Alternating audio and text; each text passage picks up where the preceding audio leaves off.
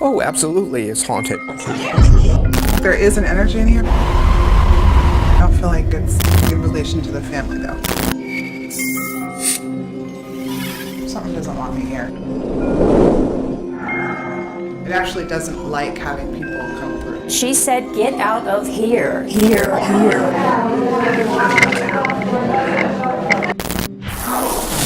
There exists a world parallel to ours, begging to be explored. A place where the rules of our existence don't always apply. Where the shadows of the past live in the present. When we manage to communicate with those who dwell in that world, we learn more about those who came before us and even perhaps where we, ourselves, are heading.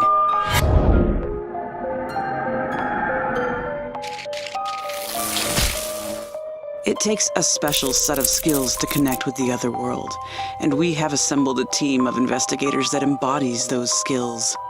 A team comprised of the highly curious and darkly courageous.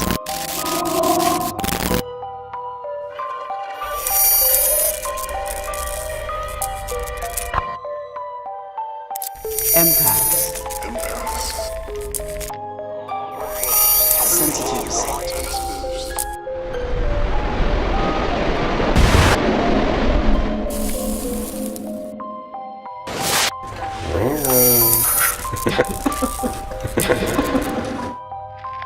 Clairvoyance.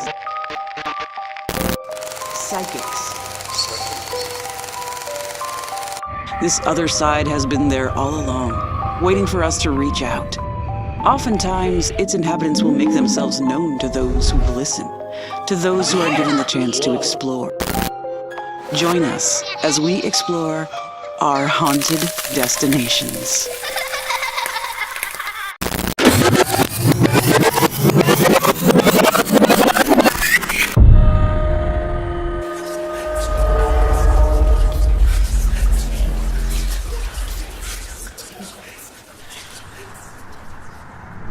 Where a body of water separates two pieces of land, a bridge is needed. When we are separated by dimensions, that is also what is needed for us to connect with the other side. A path, a drive, a mode of transportation, or transformation. It helps when our destination is well maintained, with respect, like an offering to those who lived before us. This is Cohen-Bray. Located in Oakland, California's Fruitvale district, Cohen-Bray has been a part of the community for over 130 years. This beautiful 3-story home features 14 rooms, 5 fireplaces, 12-foot-high ceilings, and a rich family history that continues to live on long past its heyday. Built and furnished as a wedding gift to Alfred H. Cohen and Emma Bray, some rooms remain in nearly the same condition, with the same chairs, tables, the same books, the same wood paneling, as they did when they were gifted by the parents of the bride and groom over 130 years ago. The stained glass windows of the entryway look as new as they did the day they were installed. And according to those who have spent time at Cohen-Bray more recently, there are other things that have gone unchanged, such as the presence of its inhabitants, still living in their beloved home, or, as some might say, lurking. This is a home imbued with energy and love and everlasting presence. Some were born here. Some died here. Some did both here. Are they still here? Meet Alfred and Emma, who entered the home on their wedding night, February 28, 1884. Alfred and Emma raised 4 children at Cohen-Bray. Elfrida, Marion, Douglas, and Edith Emmelita, who later went by simply Emmelita. Alfred and Emma themselves remained in the home until they passed, as did youngest child Emmelita. It seems some remain still. Oh, yes. Very much so. Oh, absolutely, it's haunted. I was in the back hallway, which is the servants' hallway, and that has stairs that lead to the upstairs. And there was a feeling of absolute terror that I got when I entered that hallway. And then a very loud knocking noise started, and it didn't stop, and it went on for quite a few minutes. If I left that hallway and went to another room, I was perfectly calm. The minute I went back into the hallway, I was just terrified. The house is active. I have seen many things that would defy explanation regarding things move, things disappearing. The whole vibe of the house changes at certain points in time. Vibes, or unusual energy, is a common sign of entities in a home. Another one that happened to me was very strong. I was cleaning in Emelita's room, and she had been born in that room, and she died in that room. That is very much her room. Going into Emelita's room. This is the second biggest room in the house. So this is the bed where she was actually born and where she died many years later. I believe she was 90. She called to me in a very angry voice when I was up on a ladder dusting books in a bookcase, and she said, "Get out of here." And I noticed that room is a little odd when I take friends. Sometimes my friends, in particular one young woman, absolutely refused to go into that room. She said there's definitely something there that does not want us to go in. There's been a number of experiences that I've witnessed. The most notable of sitting here quietly in the library with a book and just watching the chandelier here in the room start swinging violently. You know, way more than you could attribute to normal breezes. And I've also watched doors completely open. But when they really move, then you know there's something else up. So I'm pretty darn sure that I've got visitors.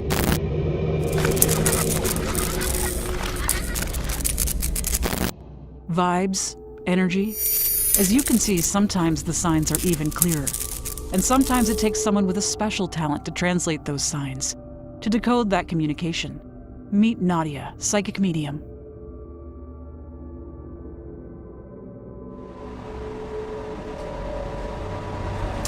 I am picking up on a woman, and I feel like she did pass away probably pretty young.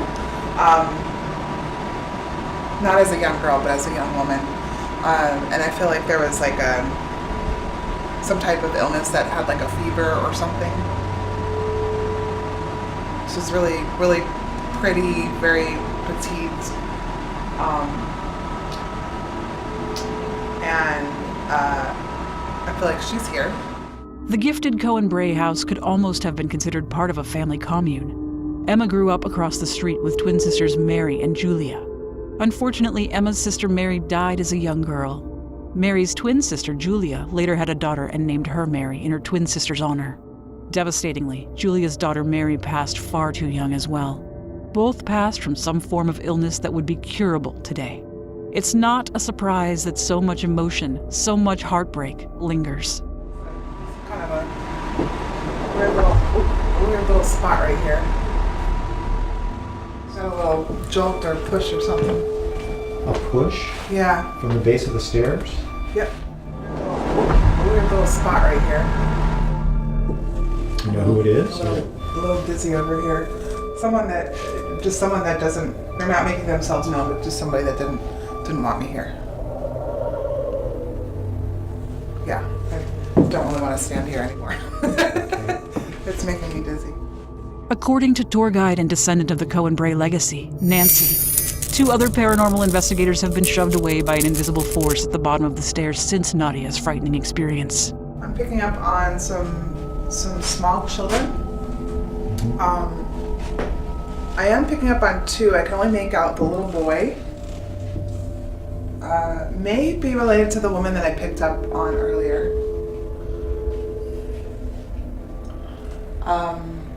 But he's a little more playful than the other one. I can't really make out the other one if it's a boy or a girl.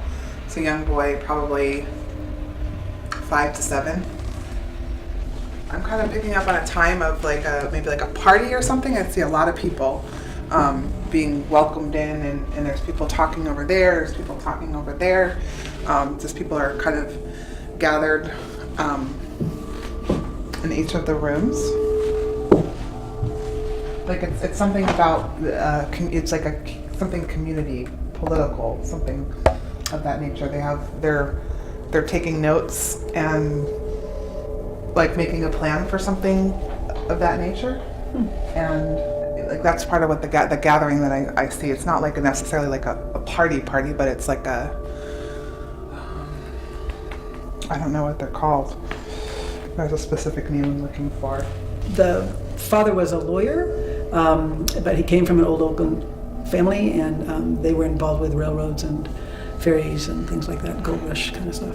They're celebrating. This was like a celebration of something. Celebration. Oh. Yeah, something political though, like a political move that they just won or something. Oh, interesting. As an adult, Emelita wrote that her family loved giving parties and that her childhood home, Cohen-Bray, was always open, welcoming, with family and friends and community members coming in and out at all hours. In fact, she wrote that years later, a neighborhood child wrote to her as an adult, letting her know how much the time he'd spent there years earlier meant to him, and that her father, Alfred H. Cohen, shared his home openly and was the best host he'd ever met. There's a gentleman that spends a lot of time in this room.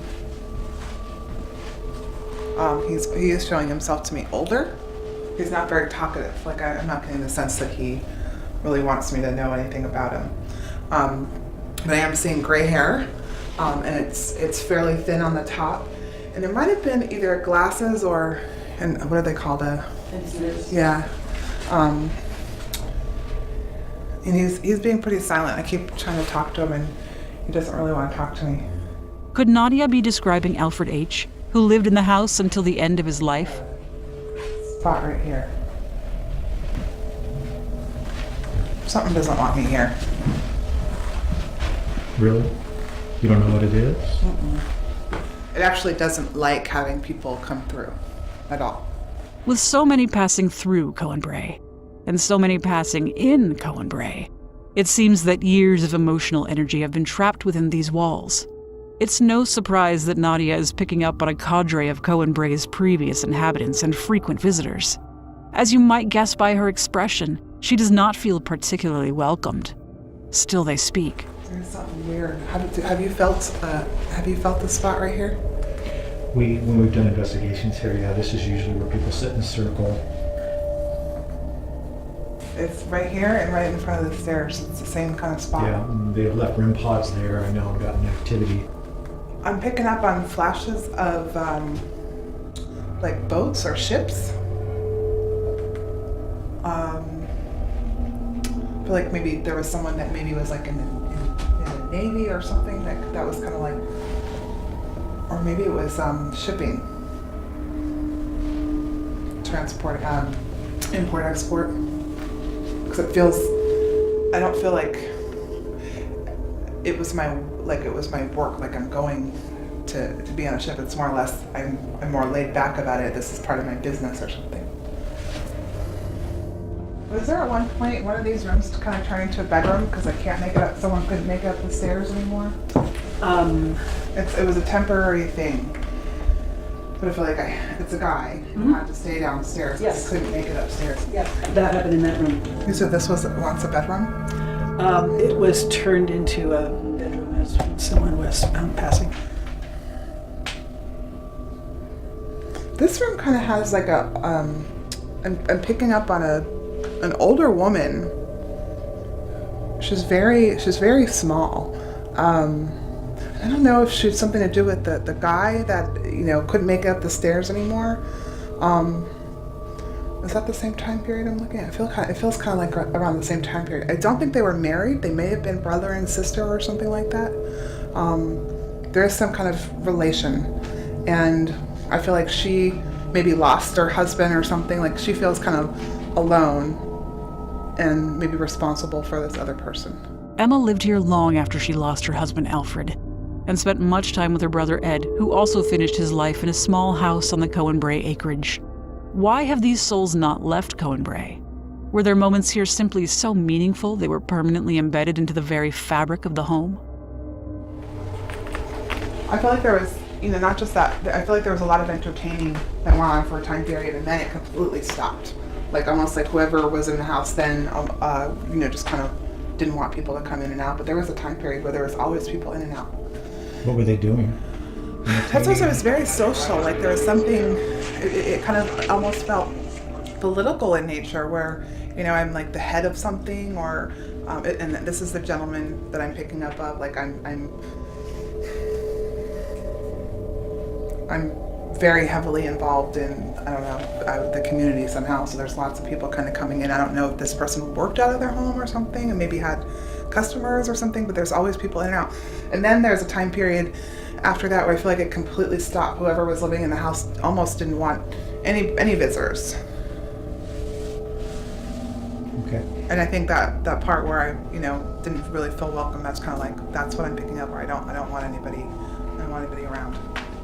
In 1925, there was a fire in the back half of the Cohen-Bray home, and Alfred was badly burned. It seems that, perhaps, this is when the open doors closed and the party stopped. But the energy remained. There's quite a few spirits here, for sure. A lot of them are very quiet. And there's a couple of children here. This house has some like, little dizzy spots. This is another one. Sometimes dizziness, particularly in old homes, can be attributed to uneven foundations, narrow passages, and so on. On the other hand, dizziness is often a signal for sensitives and psychics that there is an energy in that space, an energy from a different dimension. Nadia is drawn up the stairs toward Emma's bedroom. Is this her bedroom? Emma's bedroom, yes. Is this another picture of her right here? The glasses? Yeah, those are her glasses. Oh, those are her actual glasses. Oh, Yeah. wow, I didn't see those. Yeah. Wow. Just feels really, kind of lonely. Just, alone, but almost kind of, how when people have been alone for so long, they kind of get, not mean, but, set in their own ways. It just kind of, I don't know, it just feels kind of, there's a lonely energy in here. Nadia moves down a hallway past even more ephemera of Cohen-Bray's original family. If these spirits were used to being alone, they must not be now. Their personal effects, from family photographs and furnishings to things as personal as eyeglasses and stuffed toys, are on display for all who are intrigued to see.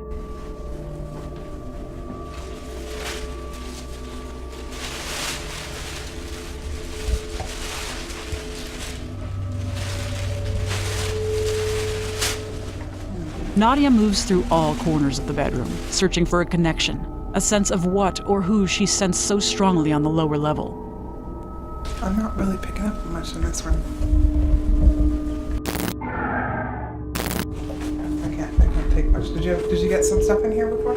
Yeah, we get male spirit. Dude, what's his demeanor? Or I tell you. It's aggravated. It's frustrated. Yeah. Anything else? No, that's the dominant presence in here. Yeah. God, such a small space. I don't know if it was that room or this room. It's giving me a headache. So this room doesn't feel like it has a family energy. Are there like the servants' quarters, or are they? They're downstairs in the back. Who would come up here though? This was just storage. It's the way to walk through. There's a whole nother room that a lot of time was spent here. This was storage. So do you feel like there is an energy in here, but it doesn't, like, I don't feel like it's like in relation to the family though. Huh. So this might be wow, that's a huge spider web. Nadia may be disturbed by the spiderweb, but something a lot less tangible is about to be called into question as she moves through the room. A little dizzy spot. Mm-hmm. Spot where I get dizzy.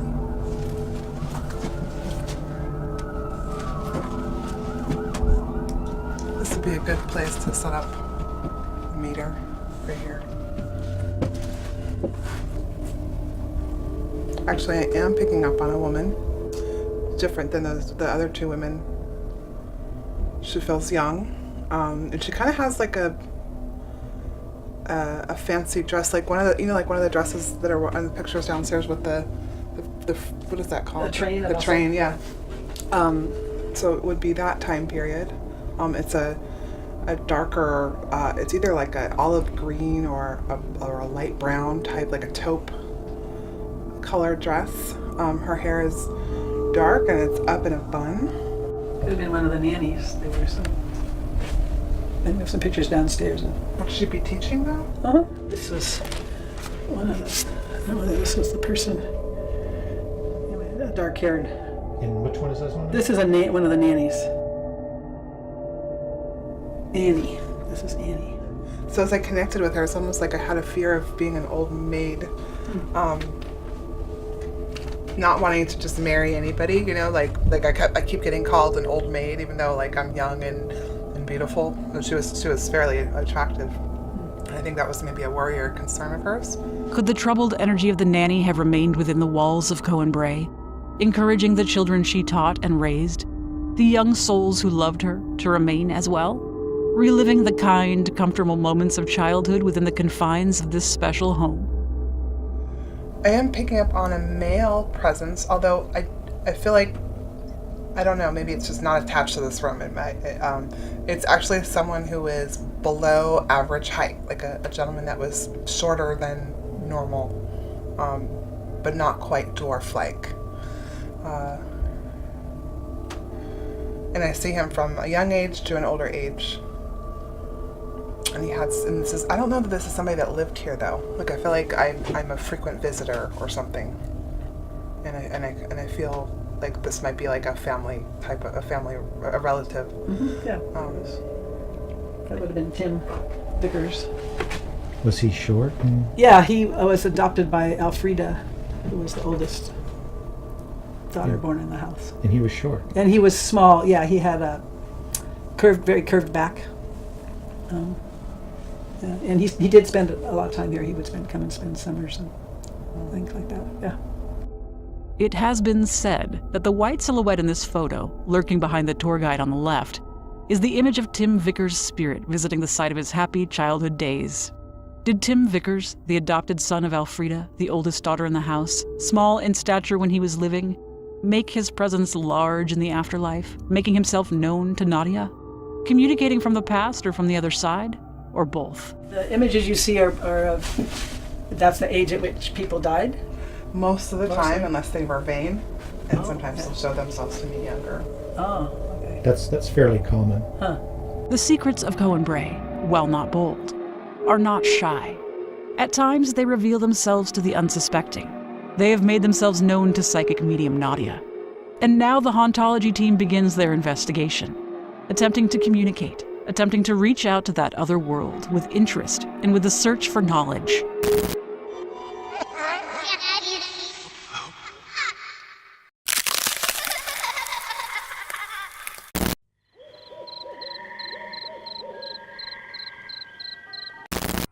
Turning off the lights, we begin our investigation and switch our cameras to infrared mode, a spectrum of light undetectable to the human eye. It's within this spectrum of light the presence of spirits are detected. Now in complete darkness, we wait and watch to see what this evening has in store for us. What's about to unfold is truly astounding. Okay, I'm going to ask you a question, and if the answer is yes, I guess go ahead and turn the flashlight back on if you could. Can you read people's thoughts, and do you know what our intentions are when we come into the house? Yes or no? If it's yes, please turn the light on. Here, orbs swoop, sneak, worm their way into the investigation.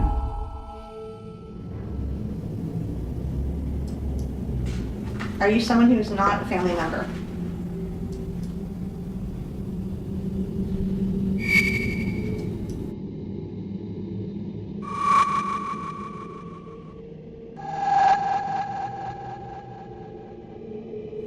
So are you in a place that's not on Earth and not in a place supposedly called heaven?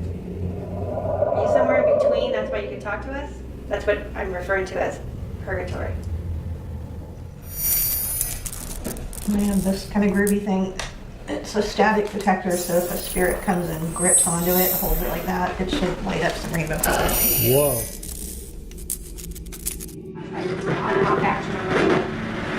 I'm not hearing anybody. What's going on? Nothing. Nothing's going on? Well, that's obvious. Nothing, huh? Jeez, what kind of party is this? I thought we were having a party. You said Michelle, something. Yeah. I thought it did Did you say too. Michelle's name? Yeah, they were. Among this party-like atmosphere, it borders on eerie that investigator Michelle's name is mentioned as a novel presence during the investigation. It's validating that after the spirit box speaks her name, the light illuminates to confirm the mention of her name and perhaps the interest in her presence. So funny. What's funny?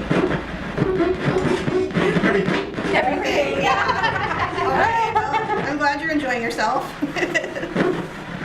That's why we're here, to keep you guys entertained, right? Here an orb swoops in and seems to caress Marcy and Quentin's arms.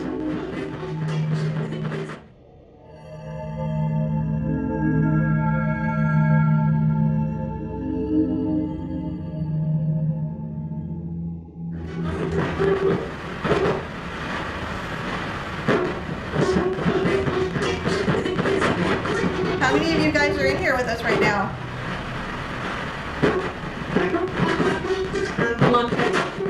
Not shy, the device tells us we are not alone.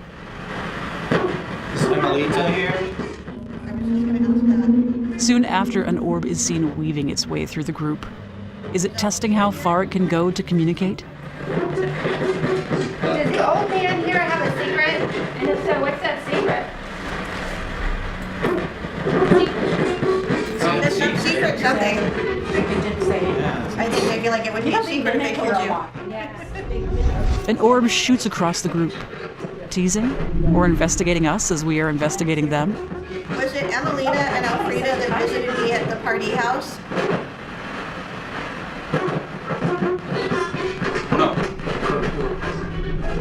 Somebody visited me. They said they came over from Cohen-Bray.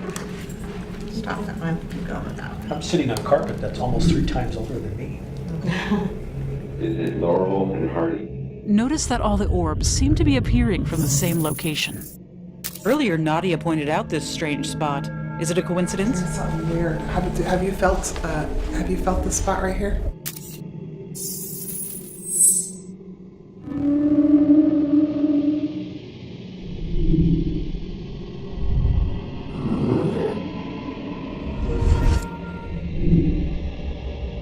It's right here and right in front of the stairs. A weird little spot right here. Thank you very much. I don't do the trick where you like say, okay, we're gonna see if we can hear your answers and leave it on for like another 2 minutes. Yeah, like, we're I gonna shut it off should, now but and leave it on. I don't know. I don't like to try to trick the spirits because I feel like they're smarter than we are. So like, it's kind of dumb to try and trick them and be, sneaky because they already know what we're up to. So it's just silly. Well, spirits are wise to us. They are wise to us because they kind of know our thoughts and our intentions. Not all the time, but a lot of the time. Yeah.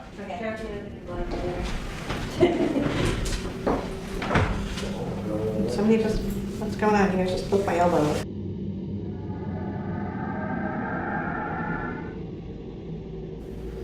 Either AA or AH, did you enjoy criminal law, criminal trials?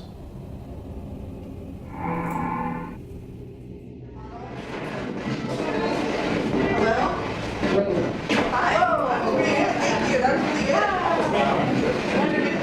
So what do they have in here for dinner? What advice? Great advice. Good advice. That's what she said. That's what she said. Grace. You said grace? So what do they have in here for dinner? What advice? Great advice. Good advice. That's what she said. That's what she said. Grace. You said grace? Tell me about your favorite kind of pie. Potato? Sweet potato's good.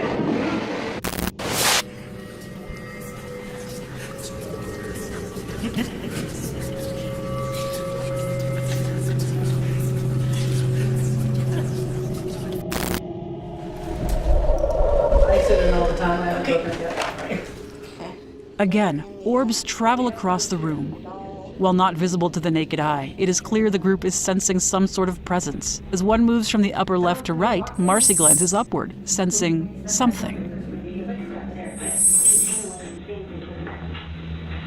Actually, I would think that you would have some control over your situation, kind of like we do. So maybe you just need to voice what you need out loud. Another orb behind Michelle. They seem to like her. We can kind of hear you. Exactly.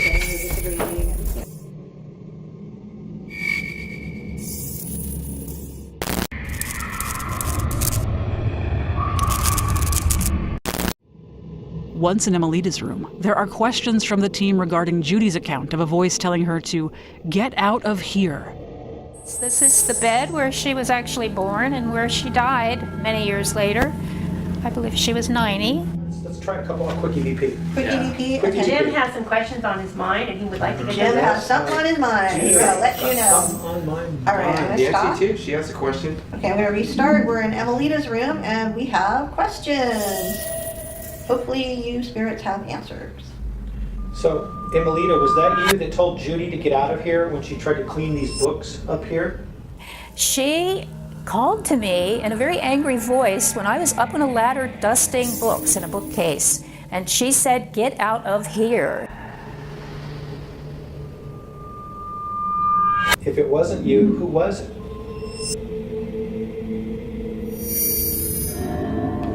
Just turn the flashlight. Is that you turning the flashlight on? Why did you want her to get out of here? Because it's your bedroom. Like, this is my bedroom. You didn't hear her get out. But she was just in here Privacy. cleaning. She was cleaning up for you. She's just helping. Or was she doing other stuff? Was she like poking around? You didn't like that? Did you feel like she was nosing around in your stuff? I think that's kind of what they're supposed to do here. Well, you know, Go through and help clean up stuff. maybe she was peeking in the drawers or something. I don't know. Or maybe there was letters in the books or something? Or Could be. notes or personal Hidden treasure. information? $100 bills. Emelita, what was one of your favorite authors?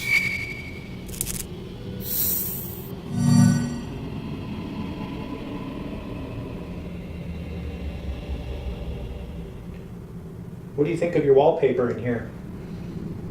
The wallpaper was redone in the 1980s. This is what the original looked like. Oh, wow.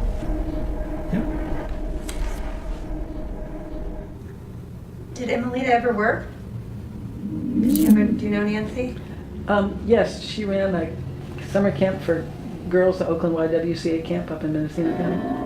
She turned the flashlight on. It must be her turn. Again, the team is unaware of the orbs swirling around them. They'll find out later when they review the video. Emelita is less shy when it comes to communicating with the flashlight, it seems. Perhaps prompted by cherished memories of running a summer camp at Timbertall for girls. The flashlight turns on when the question of whether or not Emelita ever worked is raised. These are the types of memories, emotions, and a sense of accomplishment that outlive the flesh and reside and resonate in the spirit world. A lesson those of us who are still living can take to heart. My energy's being drained, or you just feel like, oh, Has a warm feeling. relaxing. Yeah. It's nice because it's carpeted, you know. Are you guys just picking certain people to drain of energy? Do they have a little more light than everybody else? You guys are kind of latching onto that? Yeah, I thought so. Yeah. You want to play it back? Yeah. Should we try and listen for your answers, I guess? Okay, we'll do that. Try that one over there. I don't even hear any noise or anything. Yeah. Well, it's because we did a minute of silence. I mean, what do you want it to Oh, sound okay. like? I thought you were. A minute of silence, cool. I thought too. Yeah. I didn't know you. As an orb dives down into the group, we can see through the lens we are not alone here. And another.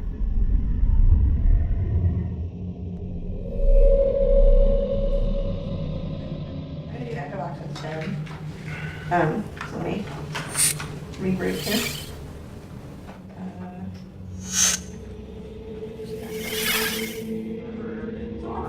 At the party house, one time we heard that knocking. Remember that at the party house? Yeah. There was knocking, and she played it back. The guy knocked, and the other guy go stop it or shut up. Let's try it. Just be quiet. Let's try it. What if I get really tired and I need to spend the night? I brought my. Get out, I'm hearing it. I need to spend the night. The entities seem finished with the visit. Perhaps the team has outworn its welcome. Get out, get out, get out. And it gets worse. Yeah.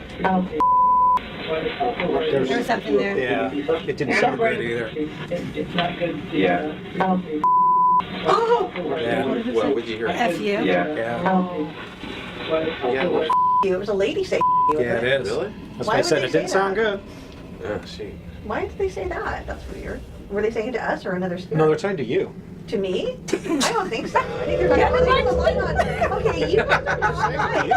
Oh, she turned it on twice. There is a tendency as living things to investigate that which we don't understand. But that which we don't understand, perhaps, does not take kindly to being viewed as something to be misunderstood. The spirits who continue to inhabit this beautiful space, the space that was built for, given to, and inhabited by them, may have something to say about our presence. We, too, have something to say about theirs. Whether our nerves and our interest and our sincere attempts at respect and honor illustrate that, we appreciate their mark on our history, and that we want to know about them and we strive to connect. Not just out of curiosity, but out of necessity, out of a need to bring humanity to our everyday existence. And for what they can give us, we thank them.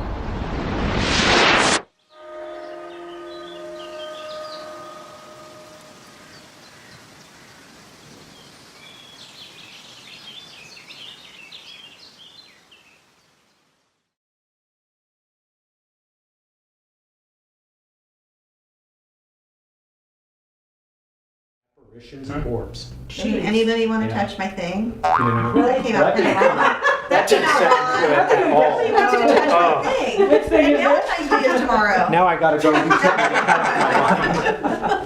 my mind. If you were a cereal, what kind of a cereal would you be? You know what comes to mind? It has nothing to do with anything, but curious to see what you would have selected. Yeah. Well, I almost said Lucky Charms. Oh my God, what came up with? But she said, Is a wink just as good as a nod to a blind horse? If your knees bent backwards, what would a chair look like? why are manhole covers round? What do they call them? Manhole covers.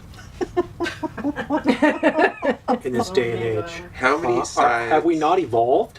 Are you done? Am I done? Yes. I think we're done. Okay. Okay, so anyway, back to the investigation. We're supposed to be having a conversation so they can join in. But they you don't know? care about your granola choice. Oh, jeez.